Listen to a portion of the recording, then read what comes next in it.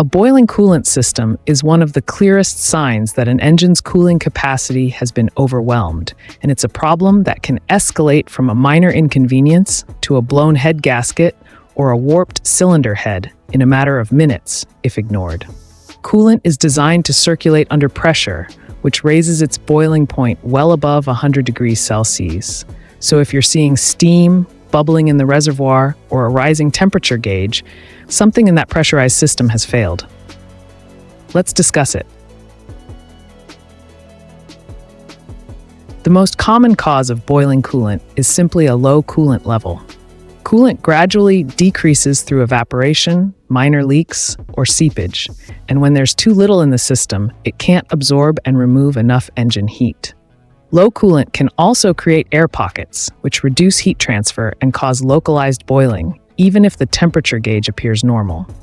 This issue is easy to prevent with regular checks of the coolant reservoir, yet it's one of the most overlooked maintenance items, especially on older vehicles with slow, unnoticed leaks.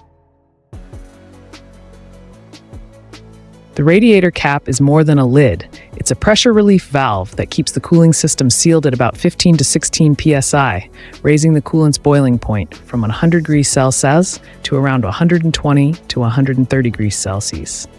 As the rubber seal or spring wears out, the cap can no longer maintain pressure, causing coolant to boil at a lower temperature. Common signs include coolant overflowing into the reservoir, a hissing sound after shutdown, or recurring low coolant levels with no visible leaks. Since the cap is inexpensive and prone to wear, testing it with a pressure tester is a quick way to rule out this often overlooked problem before investigating more serious faults.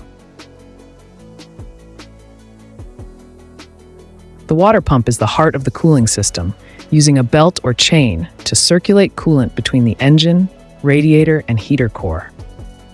If the impeller wears out or the bearing fails, coolant flow drops or stops, even when the reservoir is full. Heat then builds up in the engine instead of reaching the radiator, causing localized boiling around the hottest cylinders. Common warning signs include whining or grinding noises, coolant leaking from the pump's weep hole, and a temperature gauge that climbs at idle when coolant circulation is weakest. Even with proper coolant levels and system pressure, the radiator must have clear internal passages and unobstructed airflow to remove heat efficiently. Over time, rust, scale, and degraded coolant can clog the radiator core, restricting coolant flow. Dirt, bugs, road debris, and bent cooling fins also reduce heat transfer. This is most noticeable at low speeds or in stop-and-go traffic, where airflow is limited.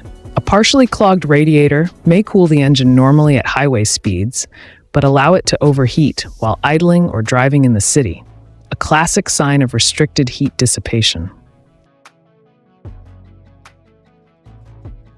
The thermostat and electric cooling fan regulate engine temperature, and failure of either can cause overheating. A thermostat stuck closed blocks coolant flow to the radiator, trapping heat in the engine and quickly raising temperatures. A failed cooling fan, due to a bad relay, temperature sensor, or worn motor, eliminates airflow at idle or low speeds. Both problems typically cause the temperature gauge to keep climbing instead of dropping, making these components the first to inspect. Coolant boiling is rarely caused by one single dramatic failure. More often, it's the result of a system that has lost its margin for error, whether through a slow coolant leak, a tired radiator cap, a worn water pump, a partially blocked radiator, or an electrical fault in the thermostat or fan circuit.